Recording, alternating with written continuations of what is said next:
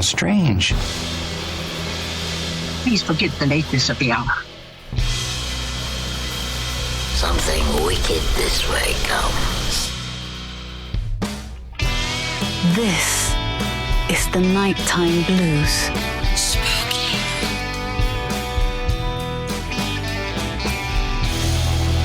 The hour is later than you think. And now, with your permission.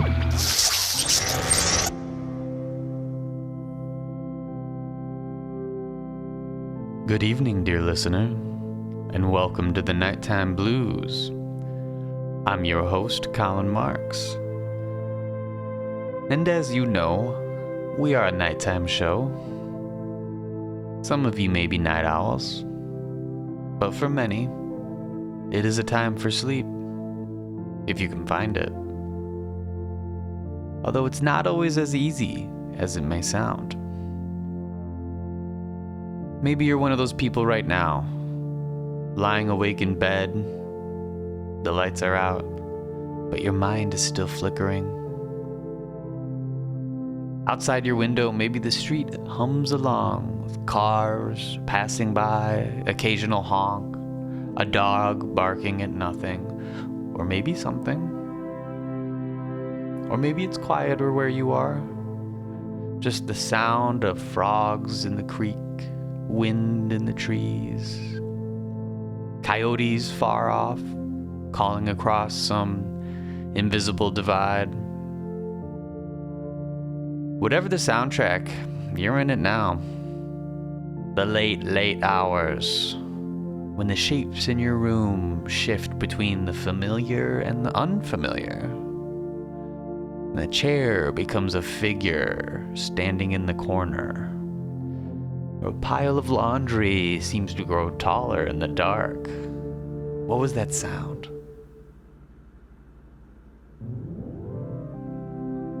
You may notice the fire alarm has a little light that blinks every minute or so. Probably a good thing, if a little distracting. In Greek mythology, Hypnos was the god of sleep. He is the fatherless son of Nyx, the goddess of the night. Hypnos was the brother of Thanatos, the Greek personification of death. And that still rings true, doesn't it? That sleep is the little brother of death. That Hypnos and Thanatos have a very close relationship.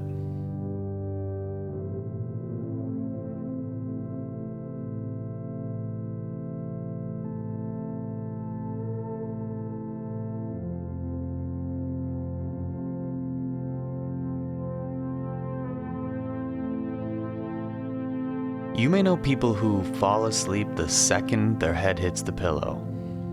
You know, lights out, brain off. Just like that. I'm not one of those people. I've tried. I really have. And I've read the literature. Sleep hygiene, they call it. And like regular hygiene, you can get better at it. You know, you dim the lights, no caffeine after a certain hour. Screens off an hour before bed. Over time, I can say from experience that it works. Practice makes perfect. And still, I struggle. Not every night, but often enough that I think about it. That moment before sleep is not a smooth one for me. It's a fight. A standoff between me and the night. I like sleep, I really do. And once I get there, I usually want to stay. But the getting there, that's the trick. Maybe it's the falling part. Falling asleep, letting go, the surrender. There's something in me that resists. Maybe you felt it too, dear listener.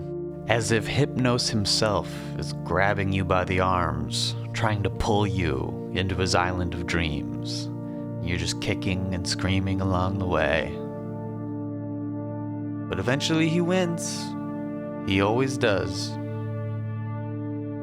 And until then, it's just you in the dark.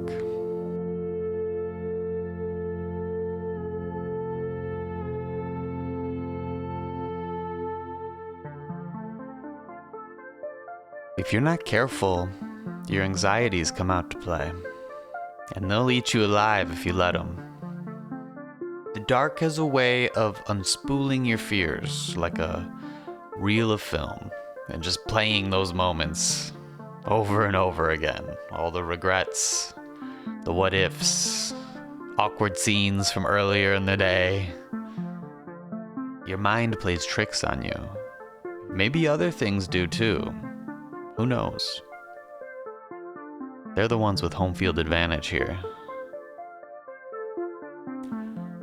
Children are often afraid of the dark, but so are adults, if we're being honest.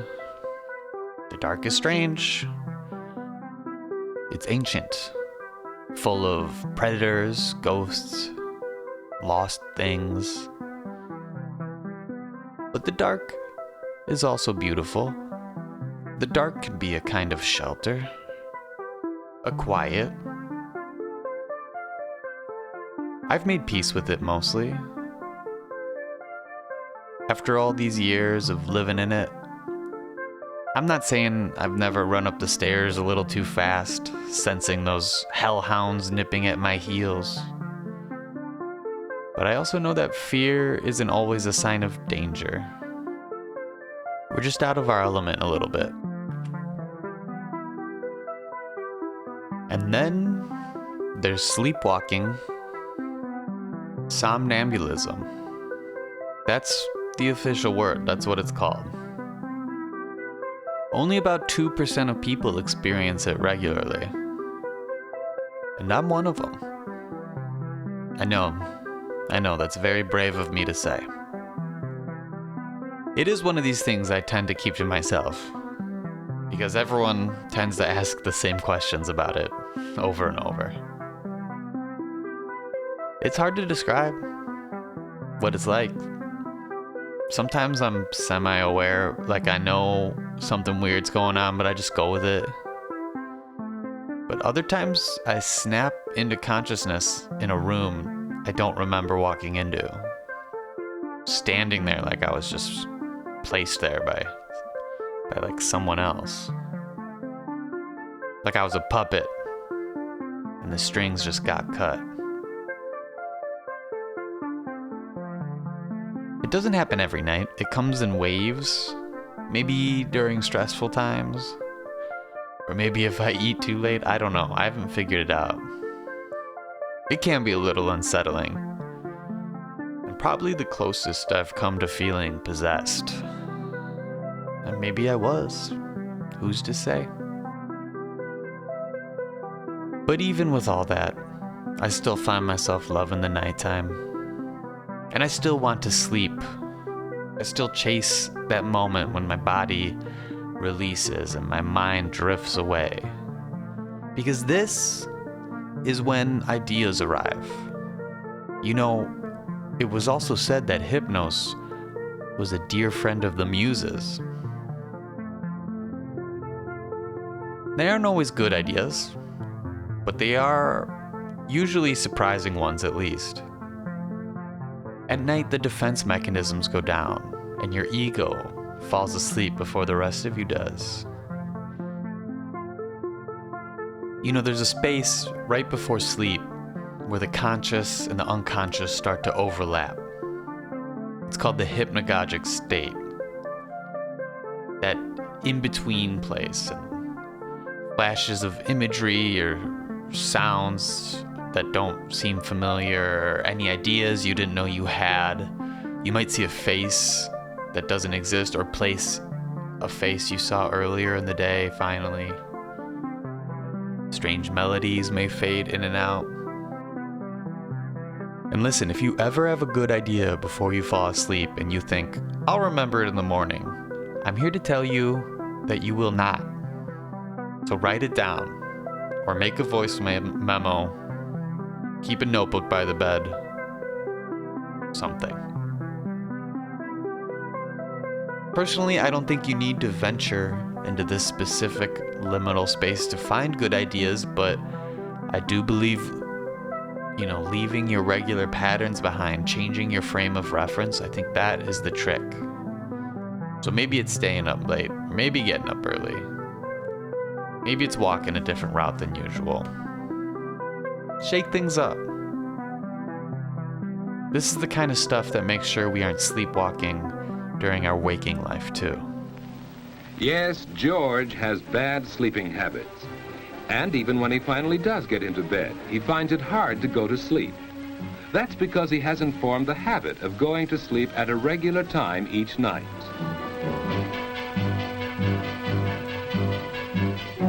And it's just as hard for him to wake up in the morning.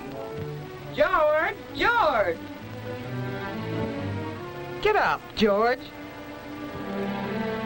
The morning starts badly, and the whole day goes badly when you get too little sleep too often.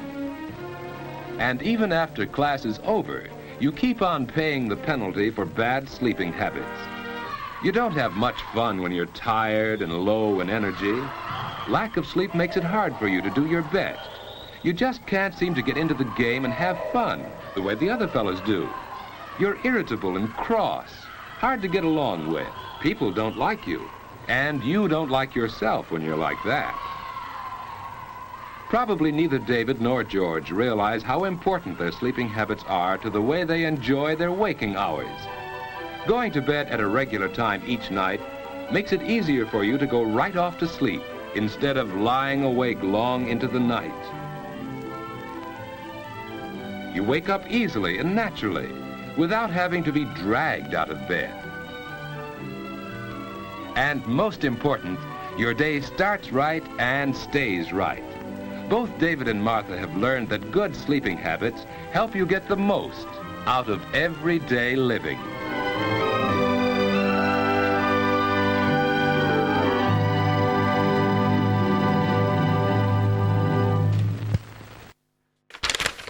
All right, we have a letter to the show here. This is from Rick in Berwyn, Illinois.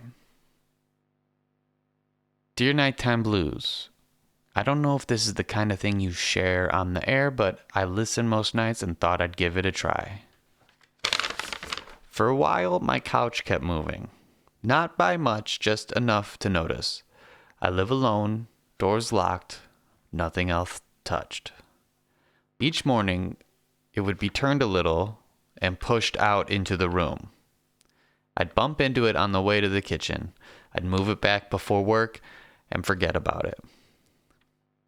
This went on for months. I even marked the spot with tape, but it still moved. One night I set up my phone to record, and around 3 a.m. I woke up, eyes closed, moved the couch, stood there for a moment, and then went back to bed.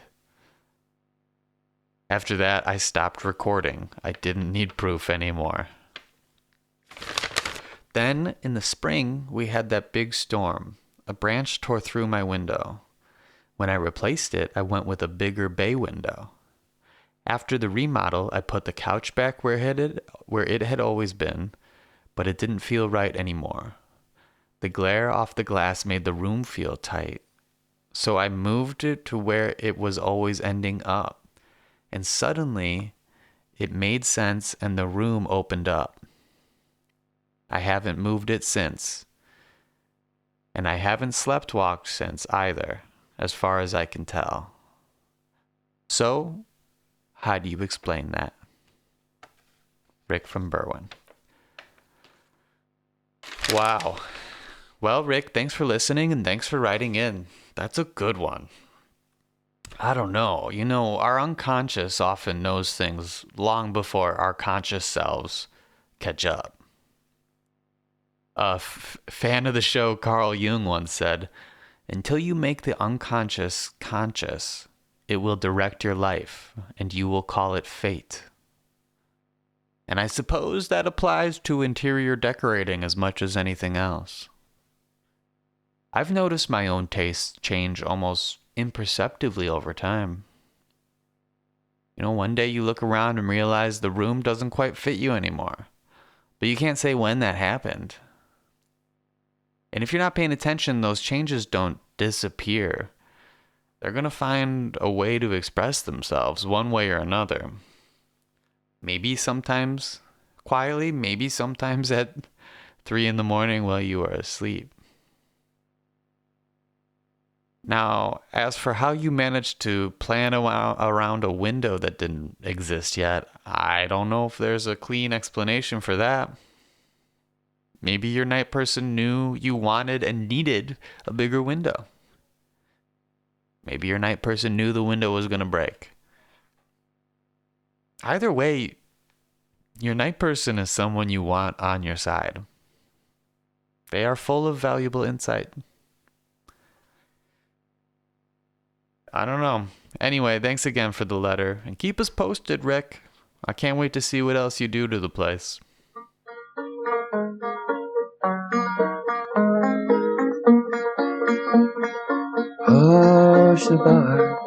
Hush-a-bye, go to sleepy little baby. When you awake, you will have cake and all the pretty little horses. Black and bay, dapple and gray, coach and 6 little horses. Hush-a-bye, don't you cry, go to sleepy little baby. When you awake, you will have cake and all the pretty little horses.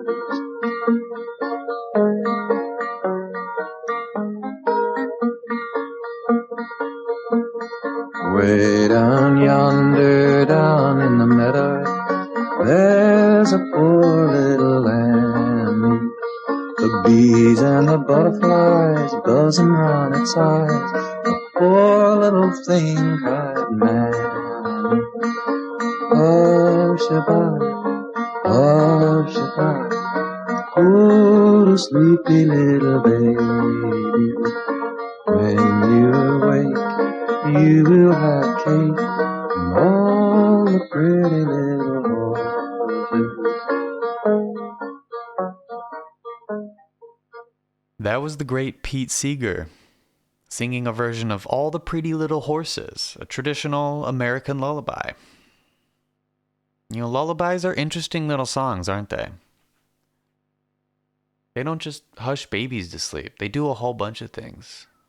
They develop communication skills, develop emotional language, attention spans. Sometimes they pass down traditions or cultural knowledge. What's really interesting about lullabies, too, is that they tend to share a similar melodic structure across cultures. They tend to have like a big jump, perhaps to grab the infant's attention, and then slowly climb down with nice consonant intervals. They're also almost always in some sort of triple meter, although the Seeger version we just heard is notably not. Like all folk songs, All the Pretty Little Horses tends to morph from time to time. You know, I once wrote a song that sings, I ain't scared of nothing in the night. It's like a big chorus moment. I always wondered how it ended up that way. It's sort of awkwardly phrased, double negative, you know? Am I saying I am scared of something in the night? Part of me just wants to say it's easier to sing, and maybe that's true. I'm no purist when it comes to singing lyrics a certain way. But maybe it was a subconscious thing. That's what I really wanted to say, was that I am scared. And I guess I am. But right now, I am also tired, and I must sleep.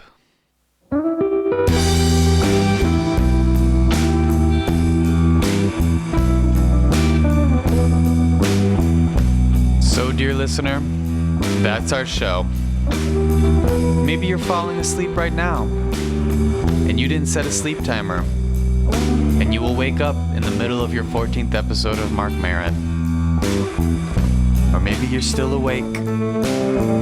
May I suggest old recordings of a show called Moon River?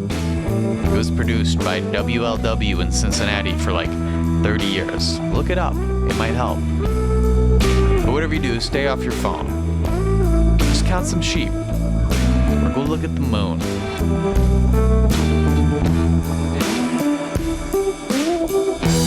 Regardless, wherever you are, in the city, or out in the sticks, or somewhere in the space in between, I hope the nighttime treats you kindly. This is Colin Marks, and you've been listening to the Nighttime Blues.